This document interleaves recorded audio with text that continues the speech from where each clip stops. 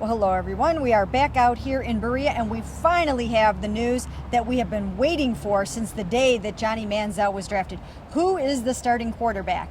It's Brian Hoyer, and we got an opportunity today to talk to Brian. We talked to Johnny Manziel and we talked to Mike Pettine. Basically, Brian Hoyer, so excited. He's worked so hard for this. Johnny didn't feel ready to begin with, and Mike Pettine says this was the right choice at this time. I think they made the right call, and I think they made the right call ending it when they did. I think gives Brian a chance. And look, with that offense, he's going to need all the work he can get with that group of receivers he has right now.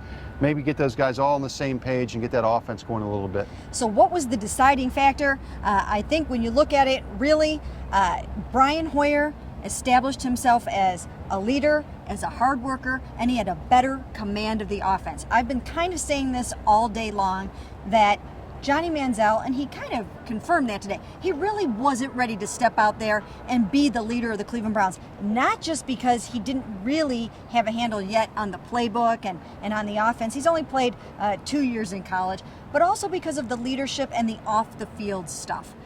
Johnny, again, we all saw him flip off the Redskins the other night. We've seen all the things that he did in the offseason.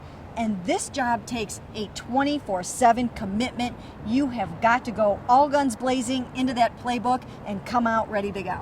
You know, I thought that was interesting that Brian Hoyer, as soon as Kyle Shanahan was named the offensive coordinator here, he calls his buddy Kirk Cousins and says, hey, I need a heads up right now. I need to get started on that playbook. Tell me what this guy's about, what plays I could look for. So you could tell where his mind was straight away. I think the difference between Brian and Johnny, Brian knows how to prepare for a season. He knows what it takes to learn a playbook. He knows how hard it is to actually learn the language of a new offense and be ready to bark out a 17-word play call. I mean, that is not easy. And I think Johnny, in some ways, I don't want to say relieved, but I think Johnny realized that he wasn't ready for Dick LeBeau and the Pittsburgh Steelers.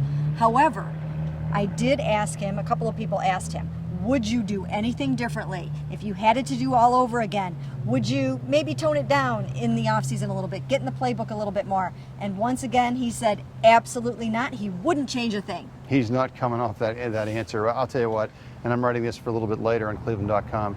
The Browns did him a favor. He's not ready. He's not ready, and I don't think it would have gone very well. I would have liked to see him start the other day, but from what we saw him against Washington, does not look like a quarterback that's ready to play that meat grind of our first 3 games. You know, my other point today has been, I think the job was there for the taking. Why is that? Hey, if Brian Hoyer had been completely healthy, not coming off of an ACL, that's one thing. But he was coming off of an ACL. He did not take any 11-on-11s until this training camp started. So I think the job was there for Johnny to go in and say, you know what, I'm going to do everything I can to win this thing. And if he had done just a little bit more. Plus, Brian had only started 4 games in his NFL career. It's not like he was trying to beat out Drew Brees or an established veteran. However, now is the time for Johnny. I said this in a column this morning. It's time to see if he can raise his index finger instead of his middle finger. And hey, it's what he does from here, right? I think you're absolutely right. I think that this is going to be, he can now take a step back a little bit, get himself in that playbook, spend more time learning what it means to be a pro, what it means to be here every day. And I think some of that stuff he was doing since he's kind of got back into camp. But I agree, you know, he got himself a little bit behind, and it's hard to catch up at that position in the NFL. And now the work begins for Brian Hoyer, because we all saw what happened on Monday night. He's got a 40% completion rate right now. He's got a rating in the 57s or so, and he has a lot of work to do before this offense can get up to speed and be ready to play a game. But I think the key is the players around him, Tom. I really think that all the lack of continuity on the offense have led to just shoddy play. Yeah, I completely agree. It's not the quarterbacks, it's not the receivers, it's not the new coordinator, it's all of the above. And of course it does start with the quarterbacks playing a little bit better, but it's been a disaster other than the running game, and I thought which was good the other night. But yeah, and that's why I think it was good that Pettine named a starter.